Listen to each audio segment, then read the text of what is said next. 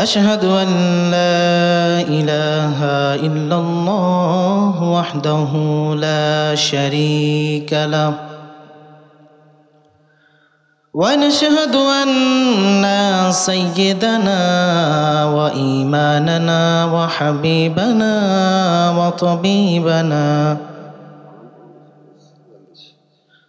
وطبيب ربنا ومولانا محمدا عبد الله ورسوله الذي أرسله بالحق بشيرا ونذيرا وداعيا إلى الله بإذنه وسراجا منيرا فقد قال الله تبارك وتعالى في كلامه المجيد وفي فرقانه الحميد أعوذ بالله من الشيطان الرجيم بسم الله الرحمن الرحيم ومن الناس من يشري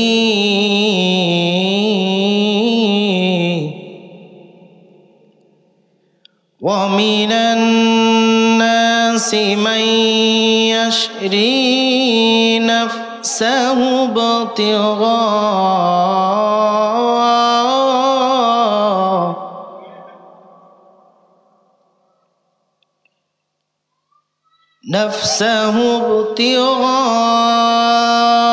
مرضات الله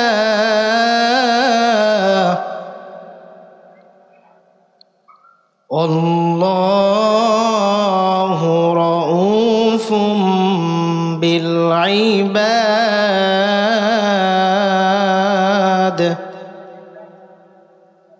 صدقت يا رب العالمين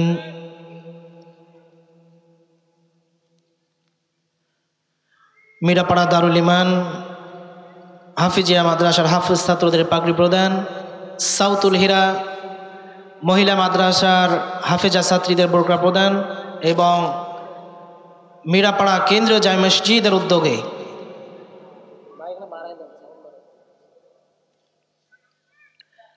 আজকের এই তাফসীরুল কোরআন মাহফিল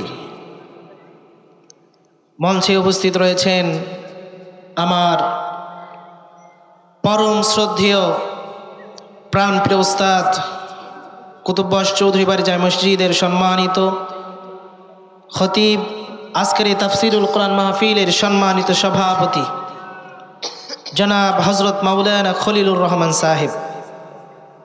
আমরা দোয়া করি আল্লাহ তাআলা যেন হুজুরের হায়াতে বারাকা দান করেন, সকলে বলেন আমিন।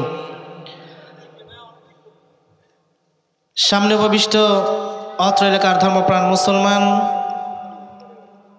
মঞ্চ উপবিষ্ট অত্র মাদ্রাসার ছাত্রবিন্দু, মুরব্বিয়ানে একরাম, পর্দার অন্তরালে অবস্থানরতা শ্রদ্ধেয়া সর্বগুণে গুণান্বিতা অবলা সরলা আমার মা এবং বোনেরা, সবার প্রতি আমার সশ্রদ্ধ সালাম, আসসালামু আলাইকুম ওয়া রাহমাতুল্লাহি ওয়া বারাকাতুহু। আমরা আল্লাহ রাব্বুল আলামিনের দরবারে কালেমাতুশ শুকর আদায় করে নিই যে আল্লাহ রাব্বুল আলামিন আমাদেরকে আজকের এই মহতিল জলসায় আসবার জন্য, বসবার জন্য সুযোগ দান করেছেন। আল্লাহ তাআলার দরবারে অবনত চিত্তে কৃতজ্ঞতার সহিত আল্লাহ তাআলার প্রশংসা করি, জবান খুলে পড়ে নেই আলহামদুলিল্লাহ। দরুদ ও সালাম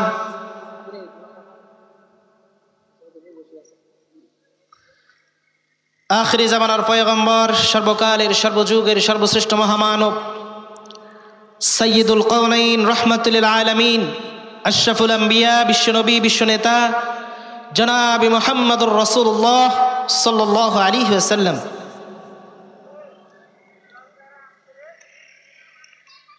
আজকে এটা তাফসীরুল কোরআন মাহফিলের এত বড় আয়োজন, মাইকেন করা হয়েছে বাদ আসর, প্রায় এশার নামাজের আজান সংগঠিত হবে কিছুক্ষণের মধ্যেই, কিন্তু কোনো মুসলমান মাহফিলের প্যান্ডেলে নেই। বড় আফসোস লাগে, দুঃখ হয়। এটা যদি মাহফিলের প্যান্ডেল না হয়ে গানের প্যান্ডেল হইতো, এতক্ষণ এখানে জায়গা দেওয়া যাইতো না, ঠিক কিনা হুজুর? কিন্তু আমরা মুসলমান বড় হতভাগা, কপাল পোড়া। কোরআনের এত বড় আয়োজনকে বাদ দিয়ে আমরা বিভিন্ন জায়গায় গল্প গুজবের মধ্যে লিপ্ত হয়ে আছি। আমাদের কপাল পোড়া, এমন কপাল পোড়া আমরা। এত বড় জলসা, এত বড় মজলিস তো প্রতিদিন হবে না, এই জান্নাতের বাগান তো প্রতিদিন অনুষ্ঠিত হবে না। আমরা আমাদের কপালগুলোকে পুড়িয়ে ফেলেছি। আল্লাহ রাব্বুল আলামিন আমাদের বুঝার তৌফিক দান করুক, যে জান্নাতের বাগানে এসে আমাদের সকলকে বসার তৌফিক দান করুক, বলেন আমিন। রাব্বুল আলামিন বলেন, ওয়া মিনান নাসি মান ইয়াশরি নাফসাহু ইবতিগা ওয়াজহিল্লাহ ومن الناس من يشري نفسه ابتغاء مرضات الله والله رؤوف بالعباد। রব্বুল আলামিন বলেন, মানুষের মধ্যে এমন কেউ আছে, এমন কিছু লোক আছে যারা আল্লাহর জমিনে আল্লাহর দ্বীনকে প্রতিষ্ঠার জন্য তাদের নিজের জীবনকে দিয়ে দেয়।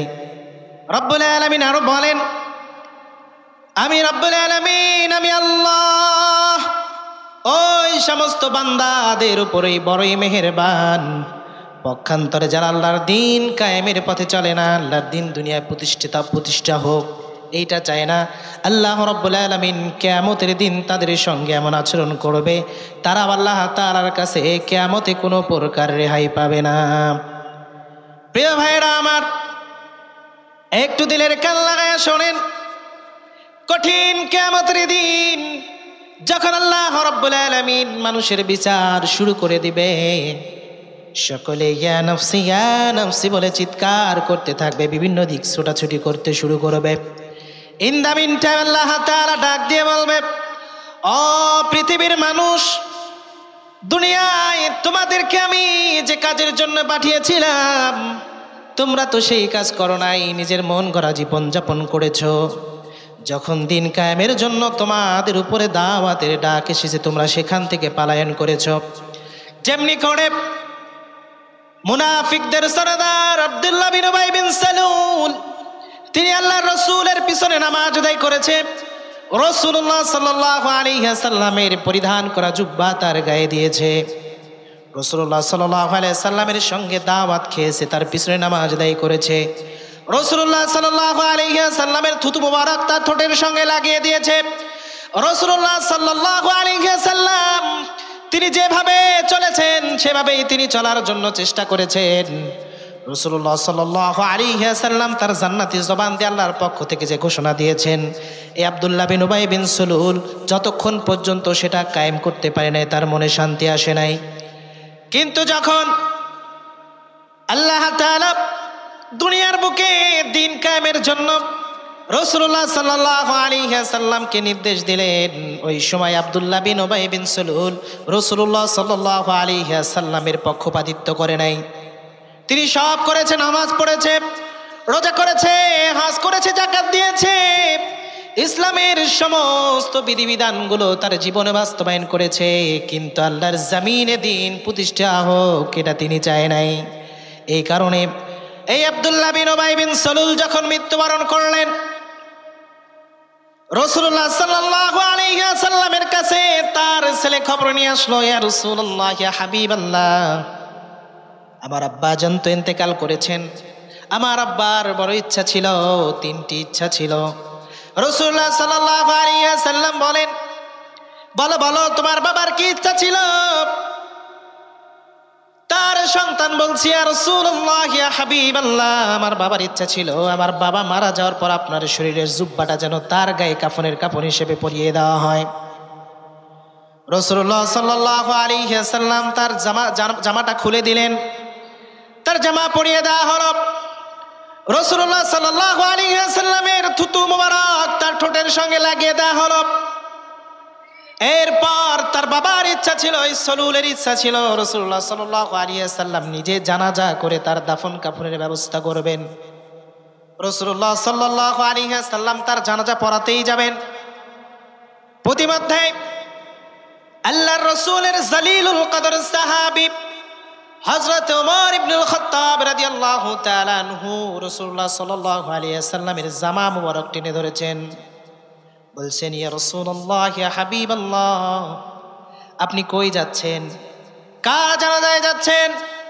যে লোকটা জিহাদের ময়দানে যাবার সময় পিছন থেকে সাহাবাদের 300 সাহাবাদের কিনে পালায়ন করেছিল, এই মুনাফিকের জানাজায় আপনি যাচ্ছেন।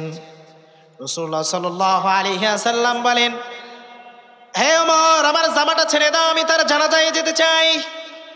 এই যে হযরত ওমর বিশ্ব নবীর জামাটা টেনে ধরলেন, তার জামাটা টেনে ধরার উপর আল্লাহ তাআলা কুরআনুল কারীমের আয়াতে কারিমা নাজিল করে দিয়েছেন। রব্বুল আলামিন জানিয়ে দিলেন, ইয়া রাসূলুল্লাহ, হে হাবিবাল্লাহ, হে আমার দোস্ত, তুমি আব্দুল্লাহ বিন উবাই বিন সালুলের একবার, দুইবার, তিনবার নয়,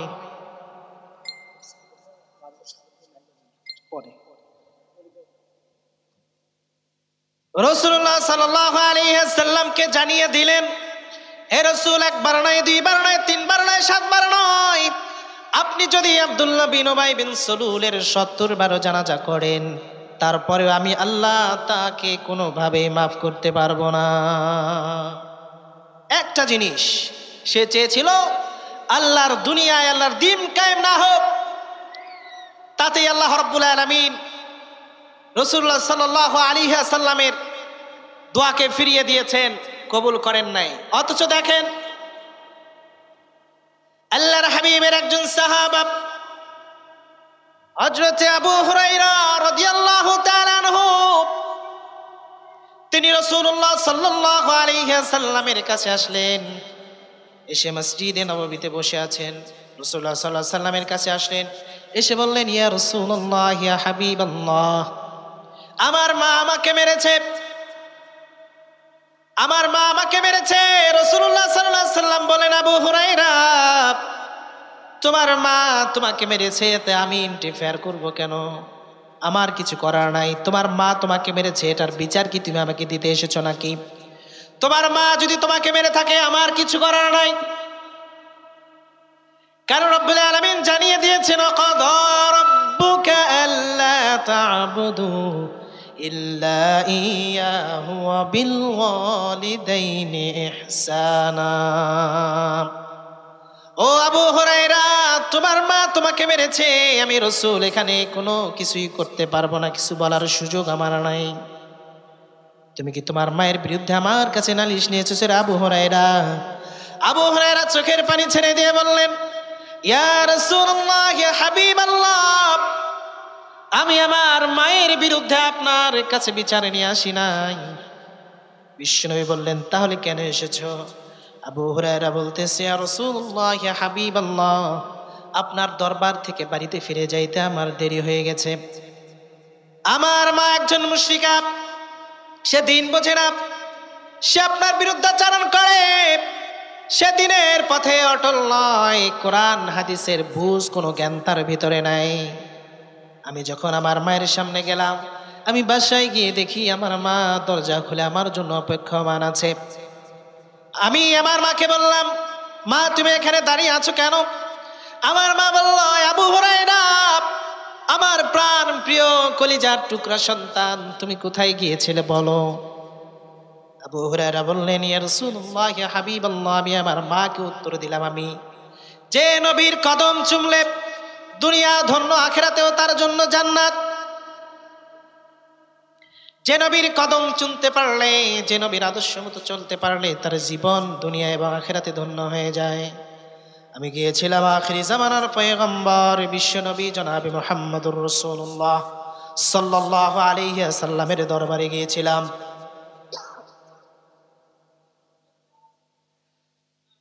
আবু হুরায়রা বলেন, আমার মা মুশরিকা হওয়ার কারণে যখনই আপনার দরবারের নাম শুনেছে তখনই আমার মা তার হাত দিয়ে সজোরে আমার গালের মধ্যে একটা থাপ্পড় মেরে দিয়েছে। ইয়া রাসূলুল্লাহ, ইয়া হাবিবাল্লাহ, আমার মা মুশরিকা দিন আনার কারণে আমার মা আমাকে আঘাত করেছে। শুধু তাই না ইয়া রাসূল, ইয়া রাসূলুল্লাহ, ইয়া হাবিবাল্লাহ, আমার মা বলেছে, এ আবু হুরায়রা, আমি তো তোমাকে শুধু এখন মারলাম, তুমি যদি মুহাম্মাদের দিন না ছাড়ো, তুমি যদি মুহাম্মাদের কদম না ছাড়ো, তুমি যদি ইসলাম না ছাড়ো, দিন না ছাড়ো, আমি তোমাকে বাড়ি থেকে বের করে দিব। ইয়া রাসূলুল্লাহ, ইয়া হাবিবাল্লাহ, আমার মা তার দরজা থেকে আমাকে ফিরিয়ে দিয়েছে। আমি আর সহ্য করতে পারলাম না, সরাসরি আপনার দরজায় চলে এসেছি। হে রাসূল, আমি আমার মায়ের বিরুদ্ধে কোনো নালিশ নয়, আপনার কাছে এসেছি। ইয়া রাসূলুল্লাহ, ইয়া হাবিবাল্লাহ, আপনি আমার মায়ের জন্য দোয়া করুন, যাতে করে আল্লাহ তাআলা আমার মায়ের ভিতরে আপনার আল্লাহর দ্বীন প্রতিষ্ঠার জন্য বুঝ পয়দা করে দেয়, দ্বীন আনার মতো বুঝ পয়দা করে দেয়। রাসূলুল্লাহ সাল্লাল্লাহু আলাইহি ওয়াসাল্লাম এমন পাওয়ারফুল নবী, যেখানে আব্দুল্লাহ বিন উবাই বিন সালুলের জন্য দোয়া করলেন, আল্লাহ তাআলা জানিয়ে দিলেন একবার নয়, দুইবার নয়, ৭০ বার দোয়া করলেও কবুল হবে না। আবু হুরায়রার মায়ের জন্য আল্লাহ রাসূল দোয়া করলেন, আল্লাহুম্মা ইহদিকা উম্মি আবু হুরায়রা, আল্লাহুম্মা ইহদিকা উম্মি আবু হুরায়রা। হে আল্লাহ, আমি আবু হুরায়রার উপরে খুশি ছিলাম, আমি আবু হুরায়রার মায়ের জন্য দোয়া করছি, আপনি আবু হুরায়রার মায়ের জন্য হিদায়াতের ব্যবস্থা করে দেন। যেই না রাসূলুল্লাহ সাল্লাল্লাহু আলাইহি ওয়াসাল্লাম এই দোয়া করেছেন, অমনি করে শান্তশিষ্ট নরম মনের সাহাবী হযরত আবু হুরায়রা রাদিয়াল্লাহু তাআলা আনহা তিনি বাড়ির দিকে দৌড় শুরু করলেন। বাড়ির দিকে দৌড়াচ্ছেন, প্রতিমধ্যে অনেক সাহাবী দেখতে পায় আবু হুরায়রা বাড়ির দিকে দৌড়ায়। অনেক সাহাবা রাখতেছে, আবু হুরায়রা দৌড়াও কেন, কি হয়েছে, কোনো সমস্যা হলো নাকি? আবু হুরায়রা কোনো উত্তর দিচ্ছে না, তিনি দৌড়াচ্ছে। পিছন দিক থেকে আবু হুরায়রার জামা টেনে ধরেছে সাহাবারা। আবু হুরায়রা বলে, ও সাহাবারা, আমার জামা টেনে ধরো না, আমাকে দৌড়াতে দাও, আমাকে যেতে দাও। তিনি না দাঁড়িয়ে দৌড় দেওয়া শুরু করলেন। আবু হুরায়রার জামা মুবারক ছিঁড়ে গিয়েছে, তবু আবু হুরায়রা দৌড়ায়। সাহাবারা ভাবলেন, এত শান্তশিষ্ট সাহাবী, এমন নরম মনের সাহাবী, এত ভালো সাহাবী কেন দৌড়ায়? আবু হুরায়রাকে বললেন, আবু হুরায়রা, দৌড়াও তো দৌড়াও, কিন্তু তুমি কেন দৌড়াও সেটা আমাদেরকে বলে যাও। আবু হুরায়রা বলেন, ও সাহাবারা, আমি বিশ্বনবীর দরবারে গিয়েছিলাম, আর বিশ্বনবী আমার মায়ের জন্য হেদায়েতের দোয়া করেছেন। আমি দেখতে চাই আমার রাসূলের দোয়ার কত পাওয়ার রয়েছে, কত পাওয়ারফুল নবীর দোয়া।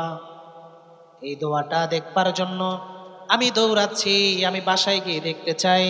আমি রাসূলের দোয়ার আগে বাসায় পৌঁছাই না, আমার রাসূলের দোয়া আমার বাসায় পৌঁছায়। সুবহানাল্লাহ। আবু হুরায়রা রাদিয়াল্লাহু তাআলা আনহু বাড়িতে দৌড়ে গেলেন। বাড়িতে গিয়ে সালাম প্রদান করলেন। ভিতর থেকে আওয়াজ এলো, আবু হুরায়রা, তুমি কি চলে এসেছো নাকি? আবু হুরায়রা বলে, আমি শুনলাম আমার মায়ের গলাটা কেমন যেন নরম হয়ে গিয়েছে। মা বললেন, হে আমার সন্তান আবু হুরায়রা, একটু দাঁড়াও, আমি গোসলখানায় আছি, গোসল করে কাপড় দিয়ে ঢেকে বের হচ্ছি, তুমি দরজায় একটু দাঁড়াও।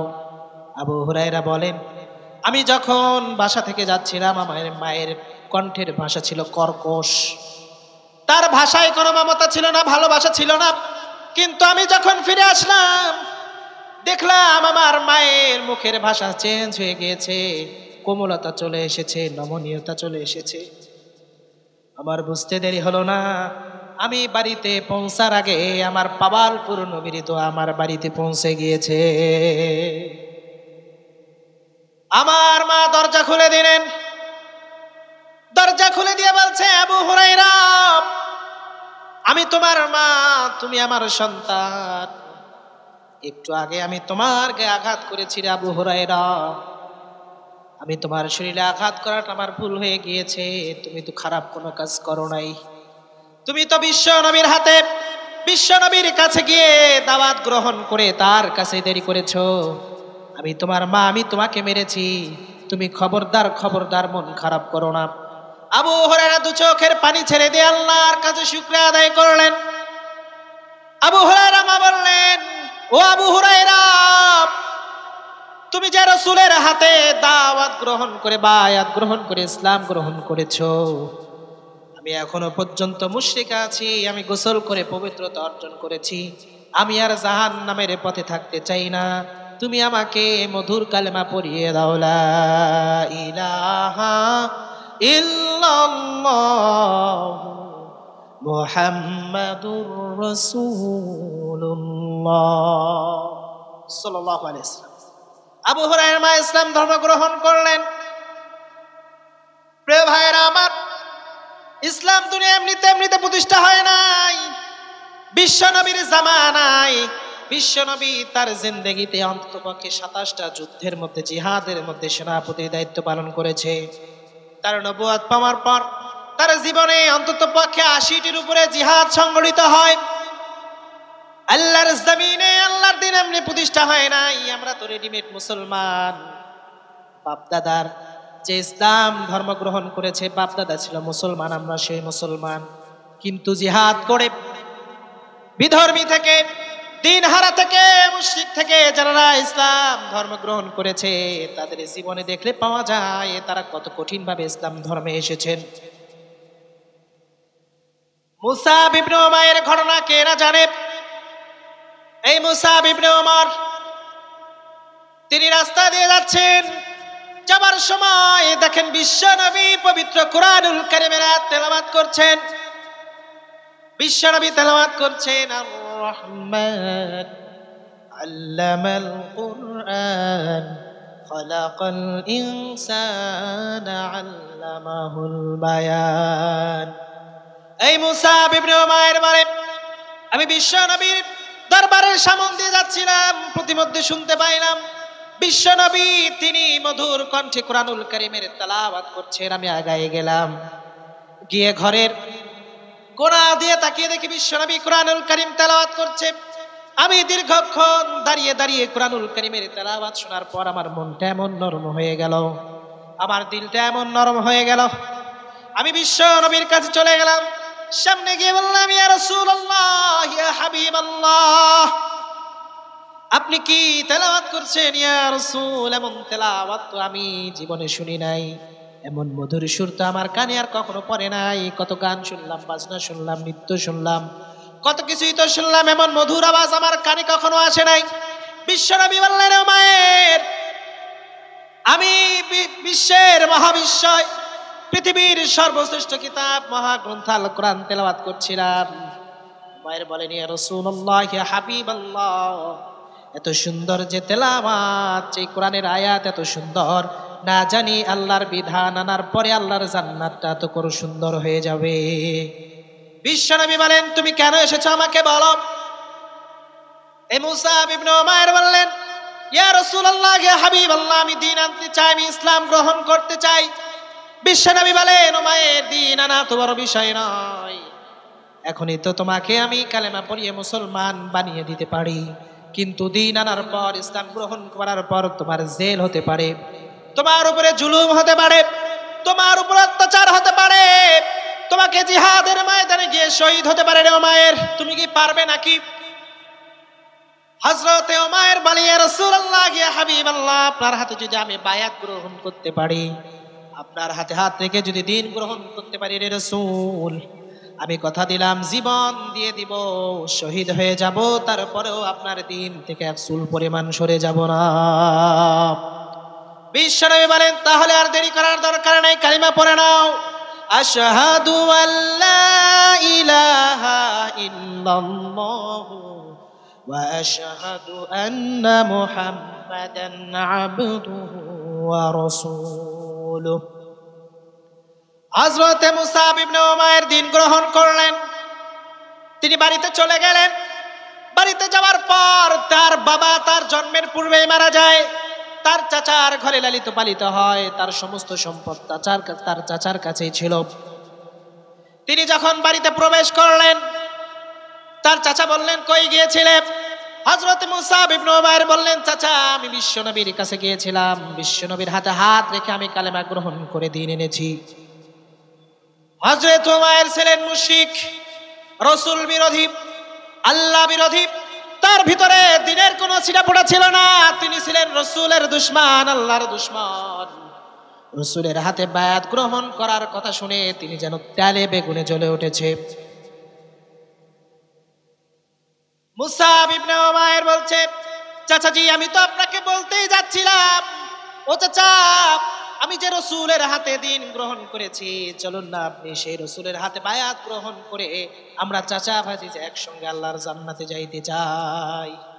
চাচা এই কথা শোনার পর অত্যন্ত রেগে গেলেন।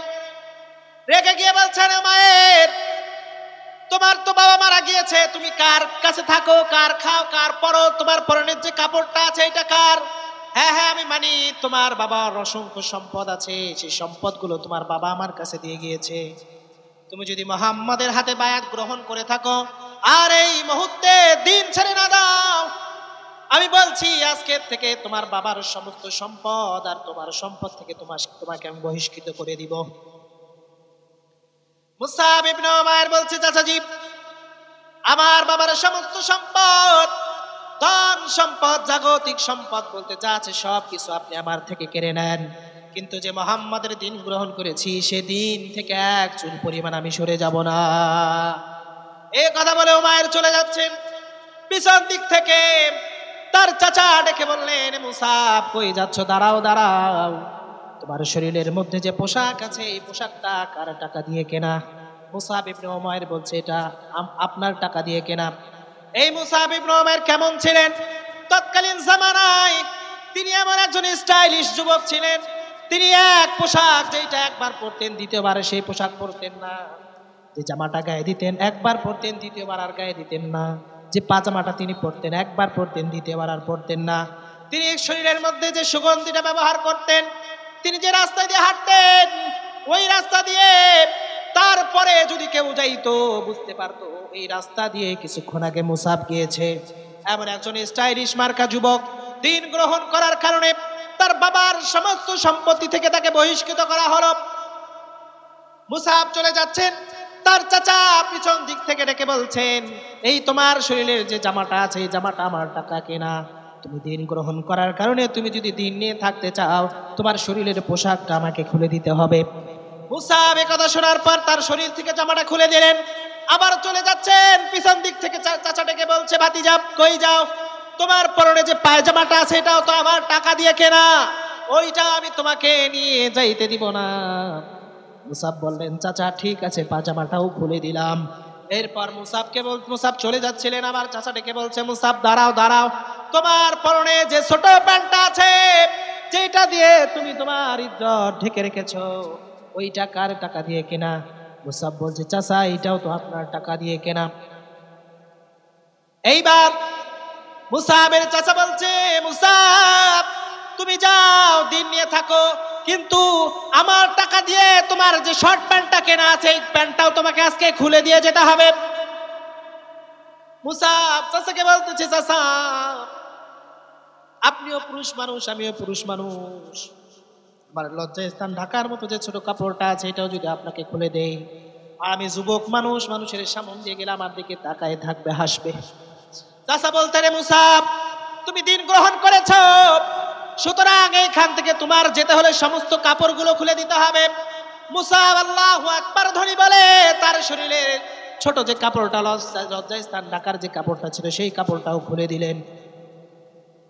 এইবার নিজের লজ্জার স্থানকে দুই হাত দিয়ে সামন থেকে ঢেকে রেখেছেন। এবার